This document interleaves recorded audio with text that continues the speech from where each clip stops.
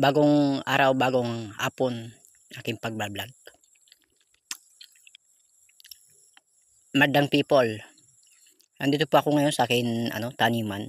Dito po. Yan po aking bahay oh. Ito po ang aking mga tanim. Ari, pinya. Dito po kami kukuha ng amin pang-araw-araw. Ito sa aking pinya. Ang madalang kasi pinya ngayon, bunga oh. Kaya apon na po ako mag-vlog ngayon kasi hindi ko na malayan yan pala po na kasi busy ako kanina sa paggagamas. Ito akin taniman na pinyaan ito po.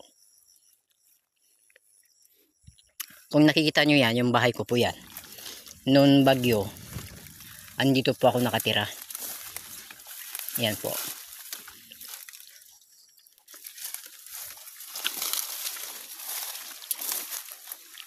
Lumikas ako nung siguro mga mga alas 10 ng gabi. Kasi palakas ng palakas ang hangin. Ayun. Nagliparan na aking mga bubong. Ari po. Yan po natutulog ako diyan sa may duyan na yan. Ako lang po mag-isa nun. Yan. Nang tumalsik yan, bubong na yan, ako'y sabay umalis kasi baka ako'y tangay. Yan aking mga gamit. Yan, naiwan ko na. Kaya sana sa akin mga manunod ko dyan, shout nga pala sa atin, ingat lang tayo pag may bagyo. Ari po aking mga tanim. Tignan ko, patignan ko sa inyo aking bubong, yung kabila, yung lumipad. Lumipad po yan nung kasagsagan ng angin. Kaya ako'y umalis kasi nagriparan ng aking mga bubong. Yan. Ito po yan. Yan, lumipad na aking bubong oh. Yan po aking bahay. Kaya maraming salamat sa inyo sa aking panonood yan.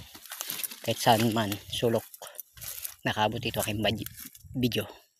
Mga sa sunod na video. Kaya active po kayo sa akin channel. YouTube, may YouTube po ako. Pwede kayo dyan manood sa akin mga video.